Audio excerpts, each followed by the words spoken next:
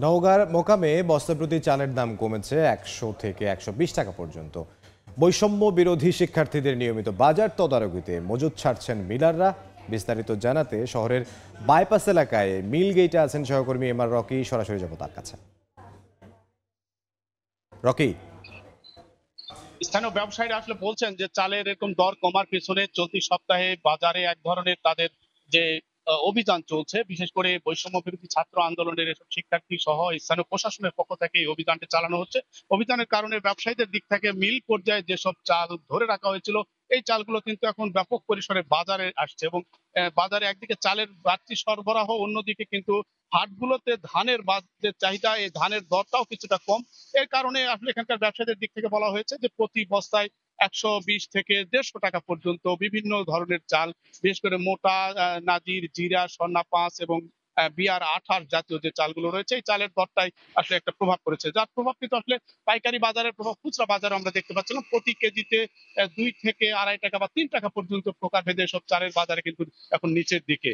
স্বাভাবিকভাবে চালের এই বাড়তি দরের যে লাগামটা টেনে ধরার কারণে ক্রেতাদের দিক থেকে কিছুটা স্বস্তি আমরা লক্ষ্য করছিলাম এবং ক্রেতারা বলছেন যে যেভাবে লাফিয়ে দর বেড়েছিল, চালের দর প্রতি কেজিতে গেল ১.৫ সপ্তাহ আগেও হঠাৎ করে এরকম দর নেমে যাওয়ায় তাদের আসলে আরো দর তারা কমার একটা দাবি করছেন। পাশাপাশি আসলে নিয়মিত ভোক্তা পর্যায়ে একটা বাজার তদারকি বা বাজারে একটা যেন নজরদারি রাখা হয়, এই বিষয়টি তারা বলছেন এবং জেলায় এখানকার যে যারা ব্যবসায়ী তারা বলছেন এই মুহূর্তে আসলে তাদের একটা নগদ টাকার অনেকটা দরকার পড়ছে। ফলে ব্যাংকে যেহেতু একটা লিমিট করে দেওয়া হয়েছে, ২ লাখ টাকার বেশি তারা পাচ্ছে না। ফলে মিল পর্যায়ে যেসব চাল রয়েছে, এই চালগুলো তারা কিন্তু এখন বাজারে ব্যাপক পরিসরে ছাড়ছেন এবং ক্রেতার কিন্তু সংকট বলছেন তারা। দূরের কিন্তু গত ২-৩ দিন ব্যবধানে কিন্তু রাজধানী সহ অন্যান্য জায়গাতেও কিন্তু পর্যাপ্ত চাল তারা সরবরাহ করেছেন বলছিলেন এখানকার ব্যবসায়ী সমিতির যিনি সভাপতি।